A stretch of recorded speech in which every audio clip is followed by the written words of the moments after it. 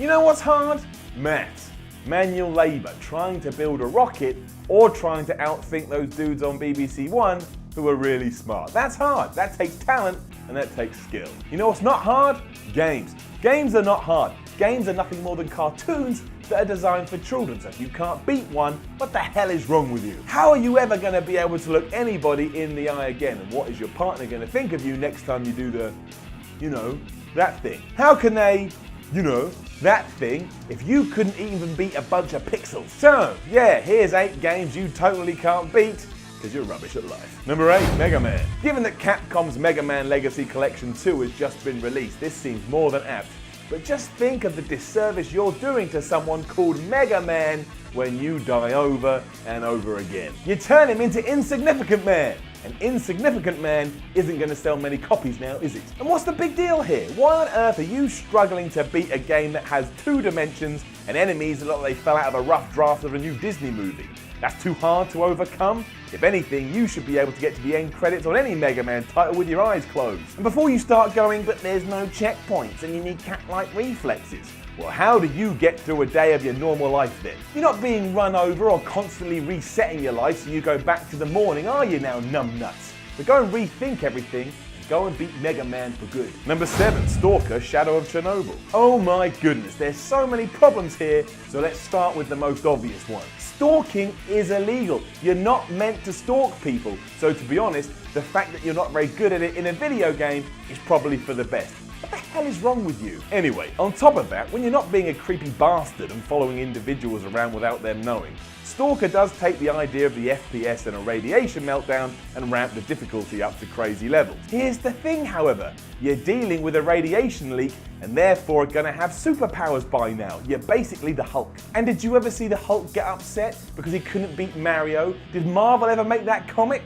No, they didn't, because the Hulk would smash through that stuff as if it was, ice cream. So go out there and sort it out. Number 6, Ninja Gaiden. Oh, for goodness sake, how can taking on the role of a ninja and then go and preening your garden be hard in any sense of the word? You fail at that? What's next? What next are you gonna fail at? Breathing? You're gonna keel over and die because you couldn't breathe? What?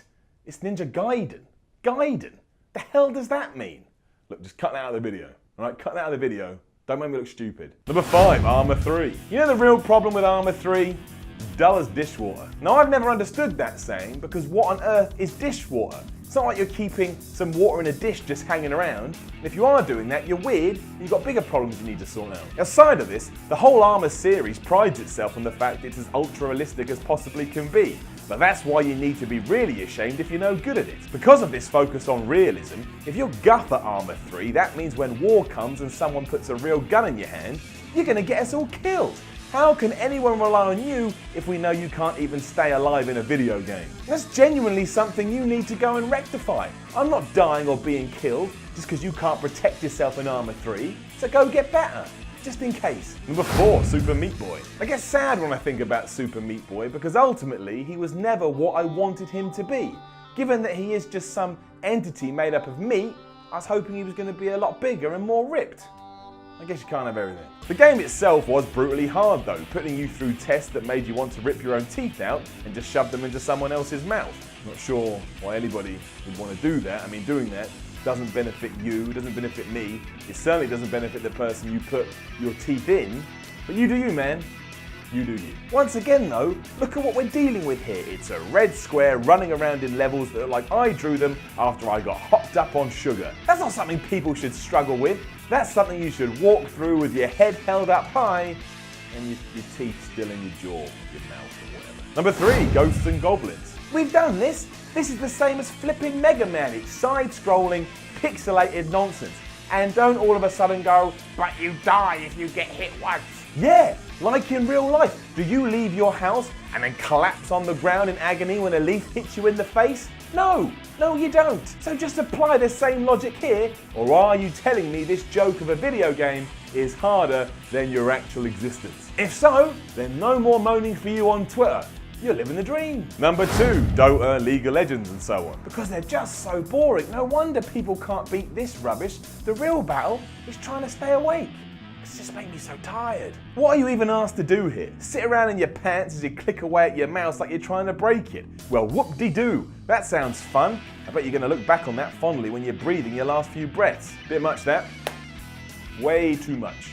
Let's move on. Number 1, Dark Souls. The real reason people love this series is because of how hard it is. It's such a challenge that if you do beat it, you've achieved.